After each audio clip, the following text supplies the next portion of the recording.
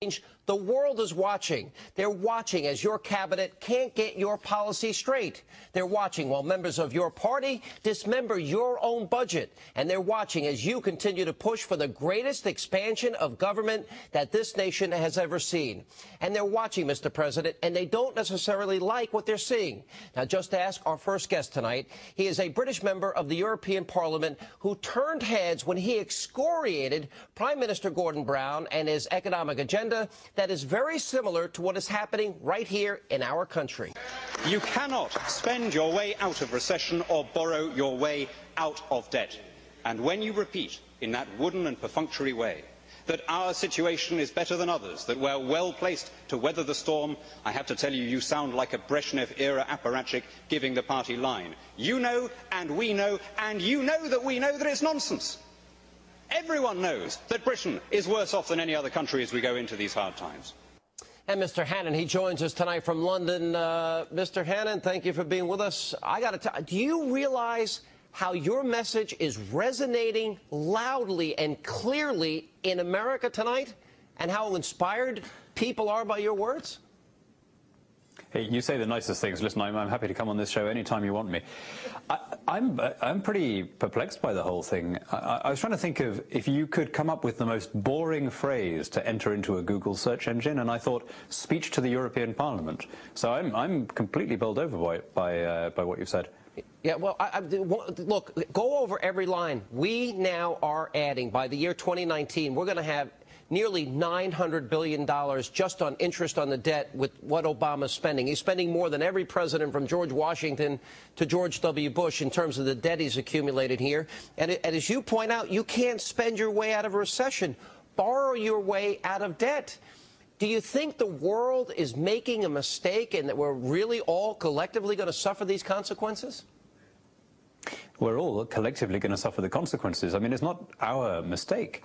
The mistake is being made by a small number of political leaders and a small number of their advisors. You know, it's common sense that when you're in debt, you spend less. You know, anybody except a politician can see that. Anyone could see that in their private life. You've run up too big a debt, you've run up too big a mortgage, you try and sort it out. But of course, if you're either a banker or a politician, you have a different take on these things. And because of course it isn't your money. I think it was, you know, that great phrase of Milton Friedman that there's only two kinds of money in this world. There's your money and there's my money. You know, we're very careful about the second of those. But of course, for politicians, it's all your money. Yeah, anybody but a politician can see that. I think that's going to go down as one of the all-time classics. Unfortunately, it's true. You know, one of the things, Mr. Hannan, that we're debating in America, and Barack Obama wants to lay down $634 billion for nationalized health care. Well, we've had nationalized health care in Great Britain, and we've had it in France, and we've had it in a single payer in Canada. My question to you is, based on what you said, I would like you to explain to the American people if this is a good idea through this prism. I read in the Daily Mail last week that your health system, the NHS, literally has a group of people that decided, government bureaucrats, that they weren't going to give drugs to women with breast cancer and a certain rare form of stomach cancer. The rationing body is what they call it. Is it a good idea for the U.S. to invest in nationalized health care? Yeah, first of all, it's important that you understand that that's a true story, and it's a typical story. It's not in the newspapers because it's unusual. We have a rationing body that's called the National Institute for Clinical Excellence. It's known as NICE, N-I-C-E, which, coincidentally, there was an adult novel by C.S. Lewis in the 1940s where the NICE was this kind of satanic conspiracy. And in terms of their malign effects, you can sort of see the connection. I mean, it's a terrible thing to put anyone in this situation, any bureaucrat in the situation of having to make those life and death decisions, because they are literally life and death decisions for people. But the worst thing is for you as the recipient of healthcare, because you've got no control over what you get. There's no contractual relationship between you and the suppliers. So, you know, if they treat you today or next week or 6 weeks from now, or it's too late because your condition has already deteriorated too, there's nothing you can do about it. You are expected to queue up with a big smile and be grateful for what you have. And you know, it's the last survivor of the kind of socialist post-war conspiracy.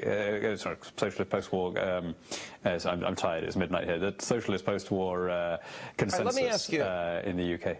So your advice to America is stay away from nationalized health care. I think you're very clear on that. Let me ask you Listen, if you get nothing else from what I'm saying this evening, please do not make that mistake. If there are any congressmen watching this who think, yeah, it might be a bit fairer, yeah, it'd be a bit sort of cozy, you know, I promise you it is worse for doctors, it's worse for patients, it's worse for taxpayers. Let me ask you one last quick question here, if I can, because, you know, a lot of Europe supported Barack Obama heading into this election.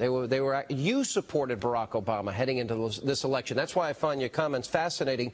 Now, the United States of America, I think it's embarrassing to get lectured by leaders of France, the European Union, President, the Czech Republic President, by China, the Communist Chinese, on how to run a better economy. What has happened in terms of the faith and hope and trust and confidence that Europe once had in the president? Yeah, so well, you know, first of all, I think I can trump your story. We have done all the things that you've done wrong. We've borrowed more, we've spent more, we've increased the deficit, and we've pretended that there's some clever plan about it. But we've done something that you haven't done yet, which is we've gone for the Zimbabwe option. We've started just printing more money.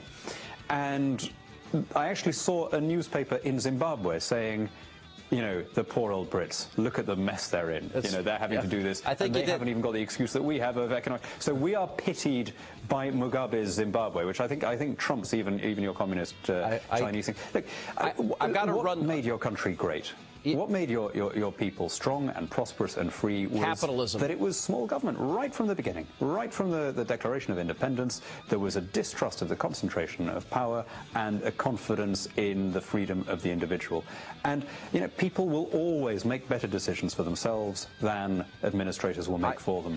And when you lose that, if you Europeanize yourselves under the illusion that it's kind of, you know, a bit hipper and a bit nicer and, you know, cuddlier, and you'll make yourselves more popular in the world, you will throw away what made people actually respect you, not least because they understand that it's what's underpinned their own security. Daniel, I hope and I pray, and I mean this, that our politicians are listening to you tonight. Thank you for what you said. I hope you'll come back on the program. We appreciate you being with us.